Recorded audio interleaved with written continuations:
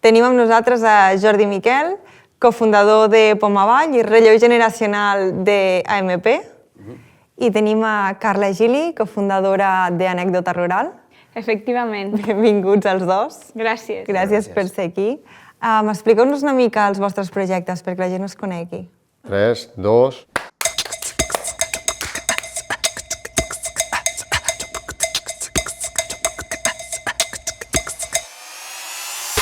Bueno, potser per començar per al tema de l'empresa familiar, una mica, aquest relleu generacional que has comentat.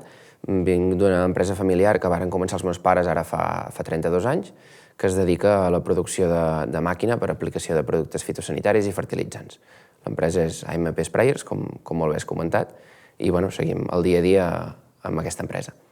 I llavors, per altra banda, hem fundat, juntament amb altres socis, l'empresa Pomavall, que es dedica a la fabricació de moment, tenim un model de màquina, que és la Pomavall 10. El que fa és recollir pomes del terra per aspiració. Poma no diguéssim per menjar del supermercat, sinó poma per anar per indústria, ja sigui suc, compota o altres productes relacionats. Molt bé, superinteressant. Anècdota, som una empresa amb la missió de connectar les persones al camp i ho fem a través de l'oli d'oliva verge extra, però per ser més concrets, dels olis de finca. Nosaltres vam néixer fa 2 anys, agafant l'oportunitat de que el pare, quan es va jubilar, es va ficar a plantar oliveres. També és de la mà del meu pare, també no és del tot relleu generacional perquè hem començat a la vegada, però sí que és veritat que hi ha aquest factor familiar que sense aquesta part prèvia, aquest coixí, ni de broma haguéssim emprès anècdota. Olis de finca són olis, és un producte que al final ha estat més que enfocat en el producte en si, està enfocat en l'origen, és el single origin. És un factor que l'hem pogut veure el món del vi, l'hem pogut veure el món de la xocolata, del cafè, i ja comença a ser hora que s'introdueixi en l'oli, que aquí n'estem farcits. Així que en ello estamos. Molt bé. I els dos, encara que teniu recolzament de les famílies, els dos sou emprenedors joves, els dos heu arrencat una empresa des de zero, i com a jove emprenedor, quins són els principals reptes que us heu trobat? Ostres, reptes, el que has comentat, principalment de ser jove, d'encarar-te a vegades davant del mercat o davant de possibles clients i que et veuen una mica com el nen. Potser més inclús vinguent d'una empresa familiar que no deixa de ser el nen aquell que corria per allà i que ara sembla que s'està espavilant amb alguna cosa. Llavors potser trencar una mica aquest paradigma potser seria un dels reptes. Sí, jo subscric amb això. I també, al final, en el meu cas, és que el repte he sigut jo mateixa. Vull dir, quan emprens... És un tu contra tu constant, eh? Sí, no ha sigut tant el fet de ser jove o arribar, potser el que t'ha pogut passar tu, amb una empresa que potser ja està consolidada i hi ha una cultura assentada, sinó que aquest contra tu constant, sí, de perseverar, de tenir aquesta confiança en tu mateix, d'estar disposat a testejar. Sí, bastant que un quan té experiència ja la té i quan no la té l'ha de guanyar. I aquest és el repte, guanyar experiència. I ara molt es parla de l'emprenedoria perfecta, el decàleg de l'emprenedor perfecte, però al final, siguem sincers, totes les empreses no són perfectes i l'emprenedoria és molt complicada. Com afronteu tot el tema de la digitalització, del màrqueting, la gestió empresarial? Com porteu tots aquests aspectes? Que no són purament a lo que us dediqueu, no? No és maquinària ni és oli. Exacte. És un tema complicat. Jo, de fet, just a l'acabar la carrera de l'enginyeria mecànica, em vaig centrar molt en això, en la maquinària en si, i amb el temps he anat veient que realment hi havia un buit, que d'alguna manera havia de també aprendre a fer aquestes coses. Vaig fer un màster, ara no fa massa, l'any passat, que sí que ens ha ajudat, penso, a veure una visió una mica més global de tot plegat, però tot i així seguim treballant perquè és complicat tant digitalització com màrqueting, sobretot de la gestió de l'empresa. Sí, correcte. Sí, jo la veritat no hi crec amb les coses perfectes i una cosa que vaig tenir la sort d'aprendre... A veure, faig un parèntesis. Jo vaig estudiar disseny de producte i al meu cas ja era... Bueno, que suposo que a tu et devia passar semblant, perquè són carreres molt de projectes, no? Sí. Pot ser? Molt tècniques. Sí, i que ja és com que ja estàs amb el rum-rum de fer coses, de molt actives, no? Llavors ja et trobes una mica t'enfrentes a projectes i a idees. I prèvia anècdota, una cosa que a mi em va servir moltíssim a aprendre és el concepte del MVP, el Minimum Viable Product, que és com que tira pels aires l'emprenedoria perfecta, no? Totalment.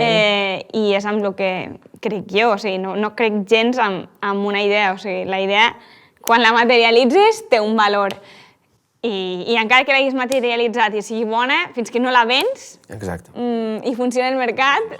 Al final és crear un producte i testejar-lo, no? Com abans estigui testejat i abans tinguem una resposta, més ràpid podem evolucionar, escalar... I sobretot donar-lo a conèixer de la manera que tu tens plantejat que la gent el conegui.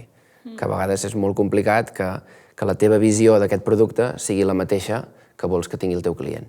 I que potser de sobte et dones compte amb aquest producte que la teva visió no és la que toca, perquè si el teu client en té una altra, és que potser has de fer la del teu client, o de sobte detectes una nova necessitat. Normalment, la real, diguéssim, és la del client, que és el que ha de fer el desembolsament de... Bueno, el que t'ha de... No sé com dir-ho, això. No, al final és qui t'està comprant la màquina, el producte o el servei, no?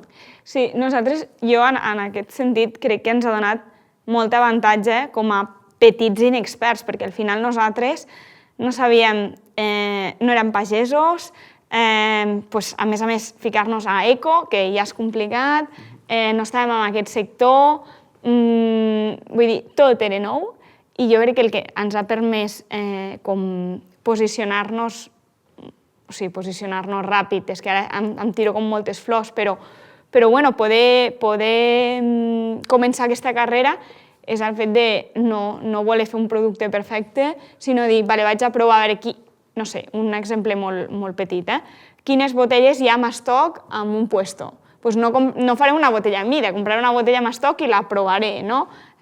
Quina etiqueta puc fer barata, Al final és prova-error. Sí. Prova-error, anar provant què funciona, què no funciona. I que no sé com es diu això, i que lo perfecte no sigui contrari de lo bo. És a dir, que no voler buscar al final, no és que si no està tot super bé, no ho puc treure, no. Fes-ho el màxim de bé que puguis i treu-ho, però treu ja i que es vegi, i si t'equivoques sempre ets a temps a solucionar-ho. L'important és fer-ho. Allò de el millor dia per fer les coses és avui, doncs és aquesta premissa. I després que, a part amb això que dius, m'ha fet pensar en el tema de l'atenció al client, no? Que molts cops ens pensem que venen pel producte i el motiu principal pel qual estàs en un lloc és perquè fas una bona atenció. Sí, la majoria de vegades sí, estic completament d'acord, sí. Molts clients al final acaben tornant perquè se senten acompanyats, se senten estimats i senten que no els estàs enganyant, no? Que al final els estàs aconsellant, els estàs venent alguna cosa que ells necessiten, no vendre per vendre. I des d'una perspectiva jove, com és la vostra, com veieu el futur del sector agroalimentari a Catalunya? Ostres... Obrim un meló. Sí, obrim un meló. Crec que és complex, però crec que el futur hi és, que és prometedor, però que hem de tenir clar doncs, qui som, no? Allò que diuen de qui som, d'on venim i cap on volem anar. És a dir, som un país petit, però molt ric, podem tenir molt ric a nivell de naturalesa, de maneres de fer les coses, em refereixo. Llavors s'han de promocionar projectes petits, empreses petites, que vulguin donar una més a més en el mercat, no de grans empreses, diguéssim. Jo subscric moltíssim, totalment. Bueno, és que a mi em venen dues coses al cap en referència a aquesta pregunta, però la més relacionada amb el que dius, que al final fins ara, bueno, no sé si a tot passa amb això de la cultura heredada aquesta dels pares, no? Però jo el que he sentit molt és competir com si la carrera aquesta només estigués relacionada amb el preu. I crec que estem en un punt on nosaltres hem de fer el clic perquè tot, no sé amb el nivell de la maquinària com funciona tant, però al nivell del producte agrari és evident, és a dir, no podem competir amb les condicions d'altres països com és Marroc, per exemple. És completament impossible. Claro. Llavors, per favor, el que deies, fem producte boníssim, som un país petit, doncs les coses petites funcionen per marge, no funcionen per rotació. Llavors anem a currar-nos-ho, a vendre'ns i a fer empreses que funcionin, o sigui, que pel valor afegit que tenen, no? Completament d'acord. Sí, és això. En quant a la maquinària, una mica també passa això. Nosaltres, al final, som una empresa bastant petita, llavors hem d'intentar vendre per qualitat, per atenció al client, per personalització, no? Una mica sempre és el nostre emblema de dir tenim un catàleg, però a partir d'aquest catàleg personalitzem segons les necessitats del cultiu i del client. Llavors és anar a donar aquest valor afegit que podem donar des d'una petita empresa. Bueno, el que dèiem, no? L'experiència del client al final és important i també passa per aquestes coses. Exacte. Per exemple, per posar un exemple molt clar que n'estàvem parlant, el Poma Vall ha sortit d'això, és a dir, ha sortit d'un client que tenia una necessitat, que era la recol·lecció de les pomes del terra, perquè cada cop costava més trobar gent per poder fer aquesta feina. Ostres, com ho podem fer? Prova, error, al final va sortir una màquina i aquesta màquina ha estat treballant, ha funcionat bé i hem dit, ostres, doncs per què no tirar-ho endavant i per què no fer-ho una mica per poder vendre ja. Llavors, ha sortit d'això, de la personalització d'una solució a una necessitat. Bueno, mira, és un cas d'èxit, no? Al final, d'una necessitat, heu desenvolupat tot un projecte i, mira, està tirant endavant. Això des del punt de vista d'una empresa petita és viable. Des del punt de vista d'una empresa gran és impossible cobrir la necessitat d'un client. De fet, encara et fa més, o sigui, et diferència d'ells perquè no poden competir amb tu, no? Exacte. En aquest sentit. Exacte. Que és similar a el que ens passa a nosaltres amb els olis de finca, que al final el caràcter del producte local és que és irrepetible, únic i canviant, perquè la terra s'expressa així, i és justament, si fiques el valor aquí, en l'origen i en aquesta traçabilitat, en lloc d'en un producte final estable, que és el que fa la indústria, pots crear alguna cosa que no competeixi amb aquestes normes, no? Quin consell li donaríeu a un jove que es vol iniciar al sector agro, tant si vol iniciar-se en una empresa com si vol entrar a una empresa familiar o vol millorar un procés, no?, d'una empresa tan familiar com no familiar? Ostres, donar consells crec que és molt complicat, però un consell podria ser que el que vulgui fer, que ho faci avui, o sigui, que no hi ha millor dia que el dia d'avui per començar alguna cosa, i que si el que comences és el que vols, no te'n penediràs, que no hi ha res millor que dur a terme projectes personals. Totalment d'acord. Jo li diria que fes xarxa, que no tingui por i que perseveri. Bueno, doncs, moltes gràcies per haver vingut avui, ha sigut un plaer. Els dos veniu de fora de la ciutat, així que gràcies per desplaçar-vos. I gràcies a tots per estar en un altre episodi amb nosaltres. Gràcies també a la Diputació de Lleida per donar suport a tota la segona temporada del podcast i ens veiem a la pròxima.